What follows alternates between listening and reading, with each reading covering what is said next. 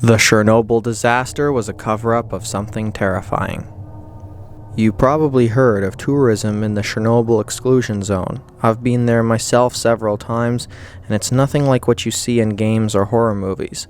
There are no ghosts, mutants, or radioactive anomalies, and death isn't waiting for you at every corner. Actually, I think it's one of the most peaceful and prettiest places on Earth. An example of strength of nature and how it can reverse the damage that we caused it.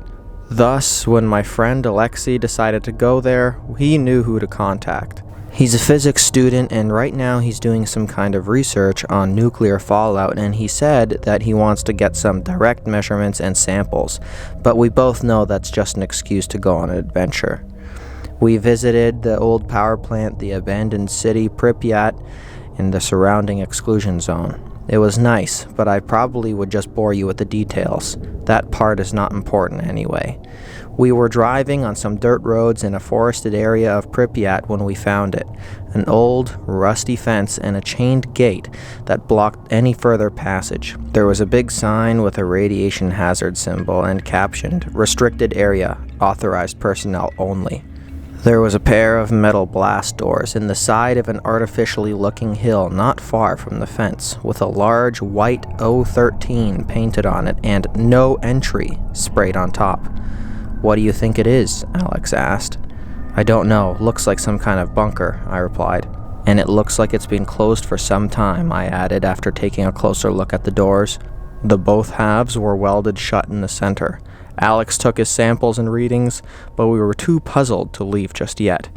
"Do you think we can get in?" I asked. "Well, not this way for sure. Even if it wasn't welded sealed, I'm sure we would have no way of unlocking it," Alex replied while examining the massive door.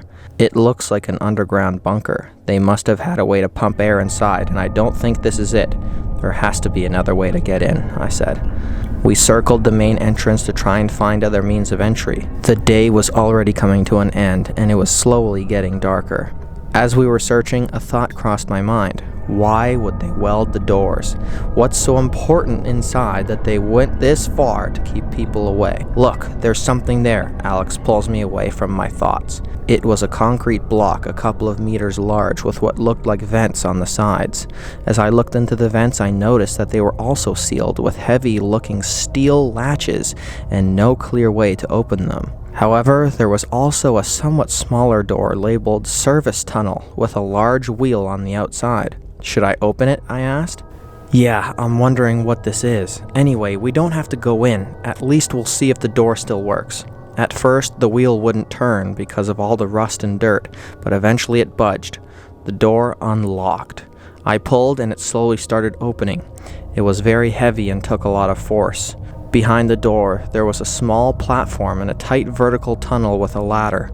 What caught my attention was that there was an identical-looking mechanism on the inside. That meant that they could lock the door from both sides. But why? We were lucky because if they had locked it from the inside too, there would be no way to get in. I stepped inside and shined my phone light down the shaft. It wasn't strong enough to hit the bottom. The air was damp and old, and there was something that I couldn't identify, a very faint chemical-like smell. There was no radiation nor signs of any other hazards. "You've got to be kidding me. This is so cool. We have to come back here later and check it out," Alex said. I couldn't agree more. It was almost dark now, so we resealed the door and called it a day, but we promised ourselves to return. I immediately tried to do some research when I got home, unfortunately with no success. I even tried to call Pavel, a friend of mine who knew the area better than me. Actually, it was him who brought me there for the first time. He couldn't help me either, but promised to ask around. I told him about our plan and asked if he would go with us, but unfortunately, he was out of the country for a while. A week later, we packed up our gear and went on with it. We brought some rope, heavy flashlights, glow sticks, Geiger counters, waterproof protective clothes, an oxygen meter, and small emergency scuba tank just in case. And yeah, we're not stupid, so we told our relatives and friends about our trip and when we were expecting to return. We closed the door behind us as we descended down the shaft. We couldn't know what's down there, and we didn't want to cause a radiation leak or something like that. We eventually dropped down into a concrete tunnel, which enclosed the air vents and some smaller pipes. There was obviously no power, and thus no lights. Good thing we brought our own. We followed the tunnel and reached another door, but this time it was a regular one, not the heavy bunker type. We went through and entered a room with 4 large air pumps and some electrical equipment and controls. The ventilation shafts split here into 2 larger ones that ran into the ground and 2 smaller ones that went straight across the room where there was another set of doors. Behind the doors, there was a large hall with numerous boxes, crates, and other cargo just laying around. There was also a security checkpoint.